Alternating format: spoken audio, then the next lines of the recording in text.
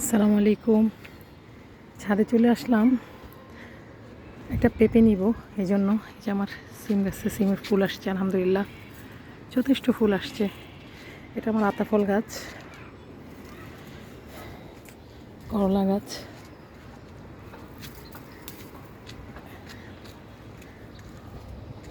এটা কি দেখুন, এটা আমি পুরনো মাটিকে তার সাথে কিছু গোবর সার, কিছু রাসায়নিক সার আর ফাঙ্গিসাইড মিশিয়ে এটাকে মানে একদম মাটিটাকে ওলটপালট করে মিশিয়ে এটা স্তূপ করে আমার পুরানো কিছু বস্তা টস্তা দিয়ে একদম চাপা দিয়ে রেখেছি, ঢেকে রেখেছি।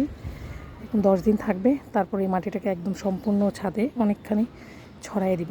ছড়াই দিলে রোদে শুকায় ঝুরঝুরে করে তারপরে আমি এই শীতের জন্য আর কি মাটিটা রেডি করছি।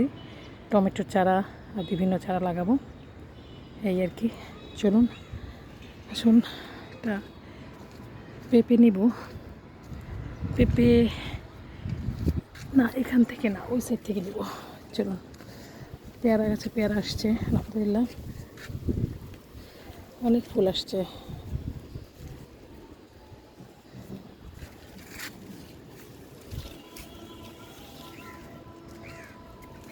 পেয়ারা গাছের গোড়ায় আমি করলা দিয়েছি, ভালোই করলা হয়েছে আলহামদুলিল্লাহ।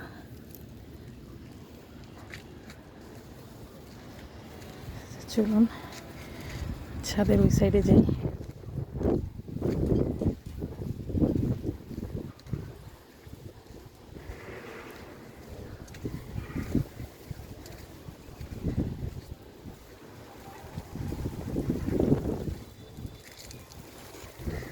এখান থেকে একটা পেঁপে নেব।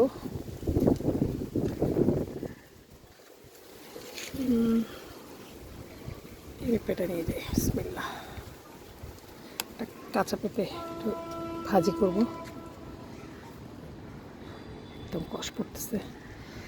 আলহামদুলিল্লাহ ড্রাগনের আবার বড় ফুল দেখেন, ছোট ফুল,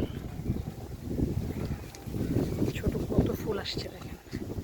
আলহামদুলিল্লাহ ফল আসছে, কাঁচা ফল আসছে, পাকা ফল পেরে নিয়েছি। এই যে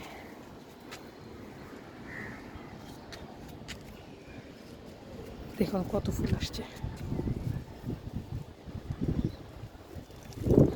কাঁচা ফল, ফুল ফল। আলহামদুলিল্লাহ আজকের মতো এখানেই বিদায় নিলাম। আল্লাহ হাফেজ।